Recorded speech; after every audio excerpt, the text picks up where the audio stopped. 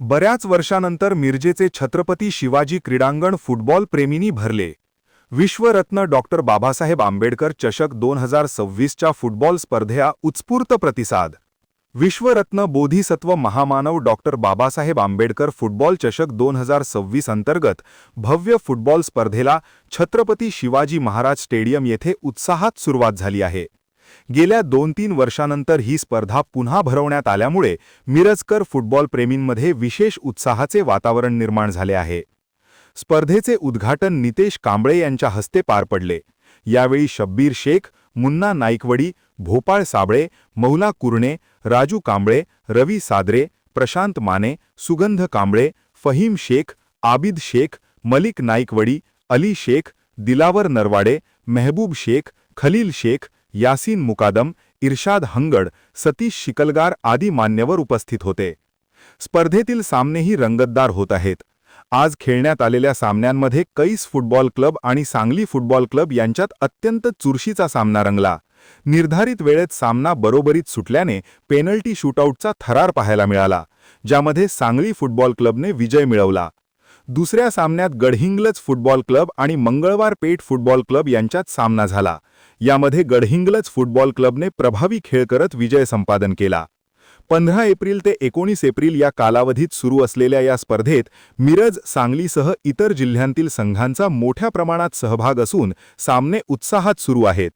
नागरिकांचा देखील मोठा प्रतिसाद लाभत आहे आणि प्रेक्षकांची उपस्थिती लक्षणीय आहे। या स्पर्धेचा सर्वांनी लाभ घ्यावा, तसेच मोठ्या संख्येने उपस्थित राहून खेळाडूंना प्रोत्साहन द्यावे, असे आवाहन आयोजकांकडून करण्यात आले आहे। महान कार्य न्यूजसाठी आदी माने, मिरज। आज विश्वरत्न डॉक्टर बाबासाहेब आंबेडकर यांच्या जयंतीचं औचित्य साधून छत्रपती शिवाजी क्रीडांगणावरती आजपासून फुटबॉल सामन्याचं सुरुवात झालेली आहे। गेल्या अनेक वर्षापासून या क्रीडांगणावरती फुटबॉल सामने पूर्णपणे बंद झालेले होते। मी मनापासून असं कौतुक करावंसं वाटतं की आज डायमंड स्पोर्ट्स क्लब यांच्या वतीनं, तसेच मलिक नाईकवडी मित्रपरिवार असतील, इतर वरिष्ठ खेळाडू या सर्वांच्या मार्गदर्शनाखाली एका तरुण पिढीनं या फुटबॉल क्षेत्रामध्ये मॅचेस सुरुवात करण्याचा एक नवीन पायंडा या मिरज क्षेत्रामध्ये पाडलेला आहे। माझं सर्व इथल्या राजकीय, सांस्कृतिक, कला, क्रीडा तसेच डॉक्टरांना व उद्योजकांना एक आव्हान असेल की गेल्या वेळेस सन्माननीय महापौर साहेबांनी या क्रीडांगणाची स्वतःहून पाहणी केली व हे क्रीडांगण कशा पद्धतीनं डेव्हलप करता येईल याचं आश्वासनही केलेलं आहे आणि येत्या बजेटमध्ये याची तरतूदही महापौर साहेबांनी केलेली आहे। ह्या युवकांनी एक अतिशय मोलाचं योगदान देऊन बंद पडलेलं फुटबॉलचं क्रीडांगण आज सुरू करण्याचा एक धाडसी निर्णय घेतलेला आहे। त्या निर्णयाचं मिरज नगरीमध्ये स्वागतच होत आहे।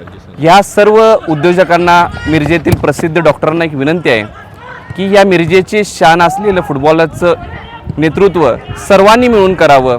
राजकीय असू दे, सांस्कृतिक असू दे किंवा क्रीडा क्षेत्रावर प्रेम करणाऱ्या सर्व डॉक्टरांना, उद्योजकांना एक आव्हान आहे की हे क्रीडा, फुटबॉल हे मिरजेचं एक प्राण आहे, ह्या मिरजकरांचा एक श्वास आहे।